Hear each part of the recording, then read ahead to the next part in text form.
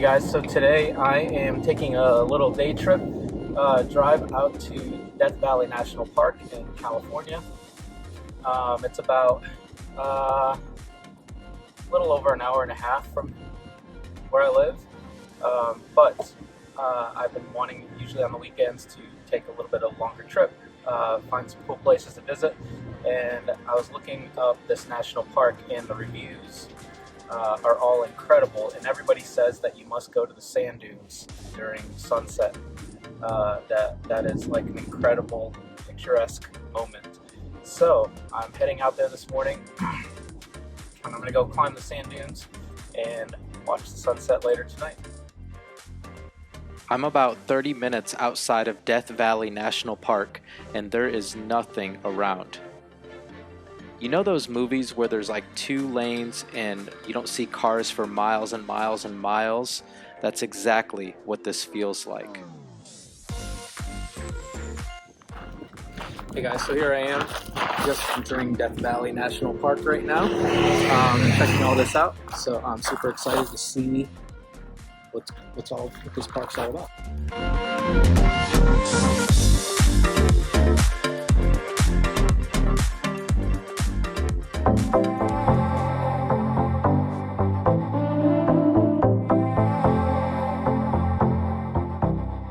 Death Valley National Park is the hottest place on Earth, with a recorded temperature of 134 degrees Fahrenheit on July 10, 1913.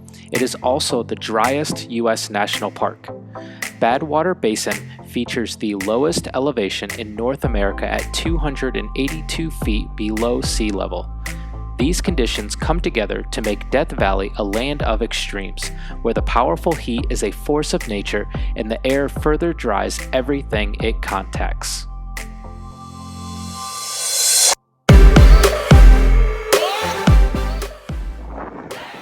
Hey guys, so I'm here at the Mesquite Sand Dunes in Death Valley National Park. I'm trying to catch a video quick while the wind has calmed down a little bit so you can hear me.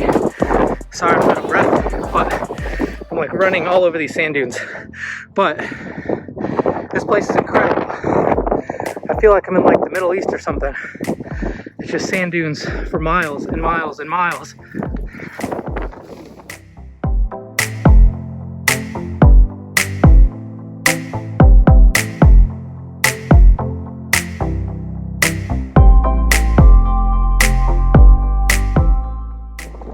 I found out that these masks are also handy to protect your face in sandstorms. So I'm out of breath. I just ran up this sand dune. But the wind is pretty intense today. And the sand is like blowing all in your eyes and your mouth. And I just realized I got a mask in my pocket. So this saves me from the sandstorm.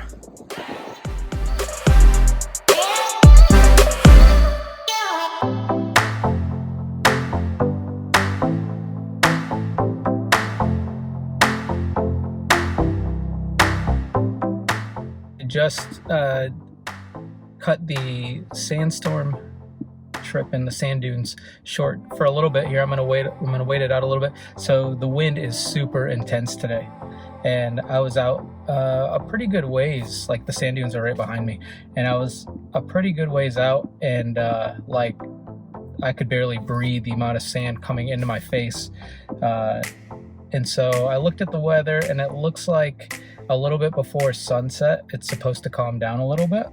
So I'm gonna wait it out and go check out some other places here, and then come back probably in a couple hours and see if the wind has calmed down a little bit, so I can check out the sunset, because that's what everybody says you're supposed to do here at the sand dunes. All the reviews, everybody's like, you gotta go check out the sunset. It's the most amazing view and pictures that you can take. So I'll check it out in a little bit. One thing I also wanted to say that has been on my mind a little bit is, about a year ago, I was reading something and somebody brought up a paradigm. And they referenced it in something they were in, like a book I was reading.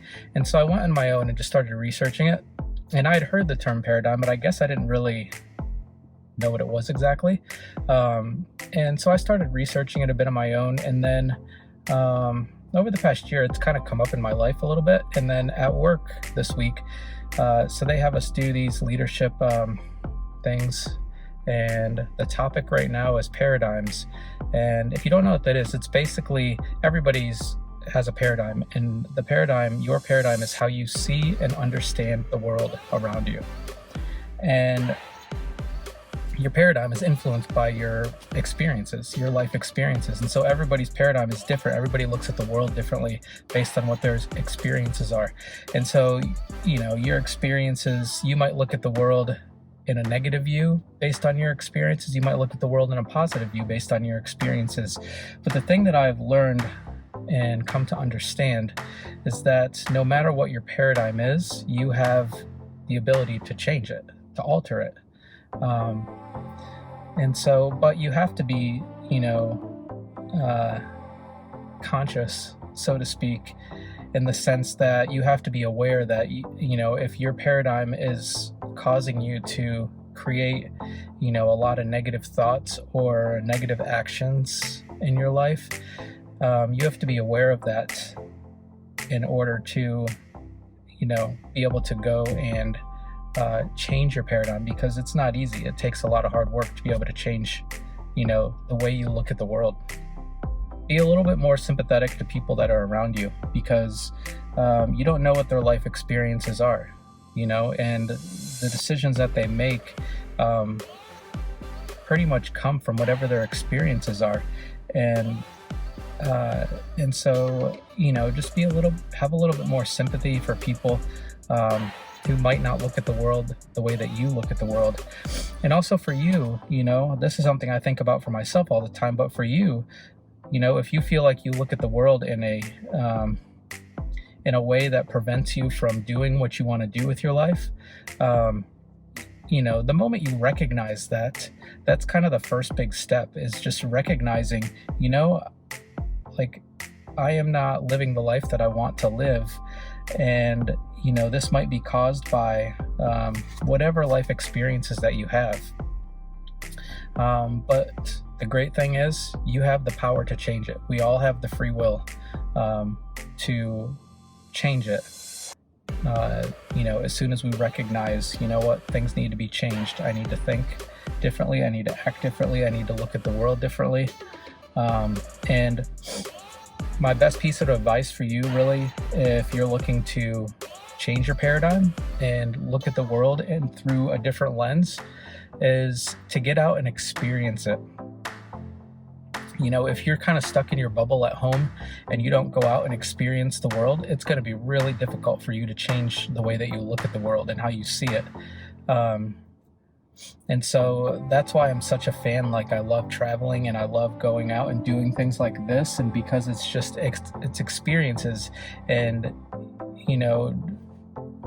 besides the amazing landscape that you get to look at, just the time to get away from all like the craziness of the world and just to have time to think and have time to just enjoy everything the world has to offer.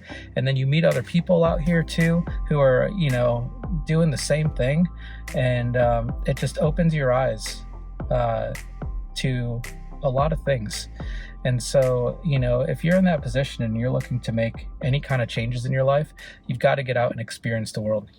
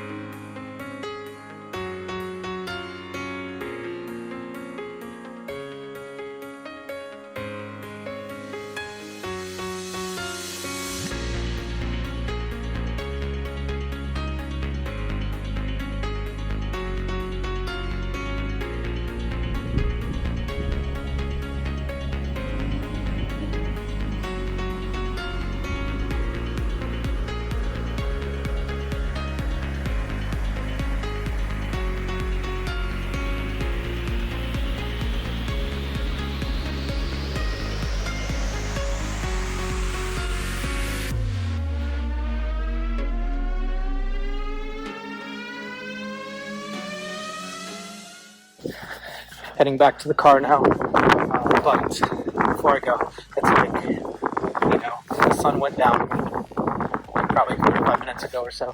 But like, there's not a soul around. It's incredible how peaceful this is. And I don't know. It's just, I don't know that I've experienced anything like this before, quite like this.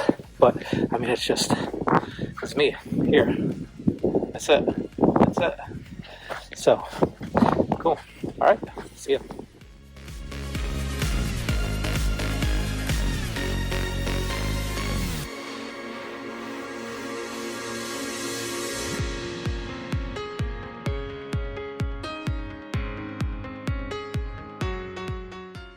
So I'm back in the truck now, just leaving Death Valley National Park, heading back home to Las Vegas, probably a little over an hour and a half before I get home.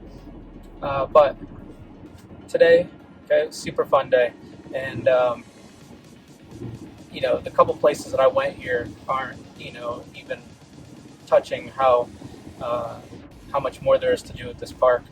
You could spend days here. So I'll definitely be back. But I'm completely covered in sand now in places I did not even know existed. But it's okay because it was tons of fun. It was a great experience, and so I encourage you guys. Okay, change that paradigm. Is get outside, go experience the world, and awaken that spirit that you have inside. Because we all have that. We all have that spirit inside of us, and we just need to wake it up sometimes. And so it can guide us to whatever it is we want for our life, whatever our dreams are. And so go experience the world. Okay, it's going to give you a lot of clarity. I promise. This is from experience, guys. This is from experience. And so we'll see you next time, and talk to you soon.